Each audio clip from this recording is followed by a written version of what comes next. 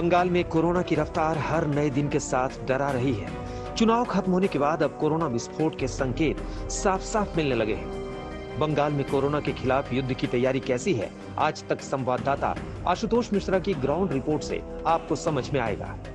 यह है आसनसोल का जिला अस्पताल।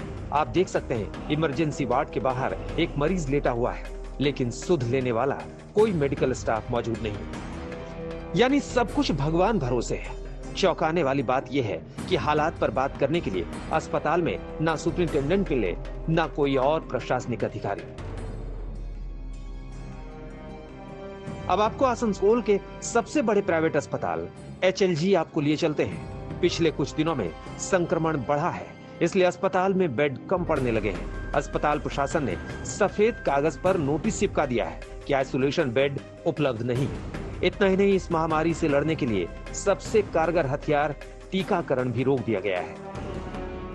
बड़े शहरों को तो छोड़िए, पश्चिम बंगाल में छोटे शहर और ग्रामीण इलाकों की स्थिति सबसे ज्यादा खतरनाक है। जो बड़े बड़े अस्पताल हैं, दरअसल मरीजों की संख्या इतनी ज्यादा है कि इन अस्पतालों ने अपनी बेड की संख्या तो बढ़ा दी है, ऑक्सीजन बेड भी बढ़ा दिए हैं, लेकिन बावजूद संख्या इतनी है कि लिखना पड़ रहा है नो आइसोलेशन बेड अवेलेबल, यानी कि आइसोलेशन के लिए बेड नहीं है, बेड मौजूद नहीं है, ऑक्सीजन वाले बेड मौजूद नहीं है। ICU के भी जो मरीज हैं उनकी भी संख्या ज्यादा है। उससे भी बड़ी चुनौती कि वैक्सीनेशन तो होना था, लेकिन वैक्सीनेशन भी यहाँ पर नहीं हो रहा है, यानी टीकाकरण भी बंगाल में पिछले कुछ दिनों से बुरी तरह प्रभावित हुआ है। ऐसे में सवाल ये उठता है कि आखिर इस महामारी से पश्चिम बंगाल लड़ेगा तो लड़ेगा कैसे? छोटे शहरों की ओर ध्यान कब दिया जाएगा? आज तक के कैमरे के सामने ऐसा ही एक परिवार दिखाई पड़ा जो अपने परिवार के सदस्य को लेकर अस्पताल पहुंचा, लेकिन ICU बेड खाली ना होने के चलते उसे निराश होकर वापस जाना पड़ा। अपने मरीज को लेकर आए पार्थ दास ने आज तक से कहा, नहीं खाली है। तो अभी कहाँ से आप लोग कहाँ से रहे? यहीं आसनसोल के ही हैं। कहाँ कितने हॉस्पिटल गए थे? 4-5 हॉस्पिटल गए, कहीं नहीं मिला। कहीं नहीं। वो सरकारी वाला जो है गवर्नमेंट हॉस्पिटल जा रहे उसी में मत करिए सर। 5 हॉस्पिटल जाने पे नहीं मिला। अभी कोरोना के केस बढ़ने शुरू हुए और हॉस्पिटल में ना तो बेड है और ना ही टीका। हॉस्पिटल के प्रबंधक सुब्रतो चटर्जी ने बताया, अब सबसे बड़ा संकट ऑक्सीजन का है। It's a huge demand. This is a huge demand because if we compare with the first wave and the second wave, in the first wave, oxygen demand was not so much. But in this time, it is only oxygen that is required. We used to have a capacity of 50 cylinders, D-type cylinders, that's in 7 cubic meter cylinders we used to consume. But now we are touching 160. Cylinders. More than three times. 3 times.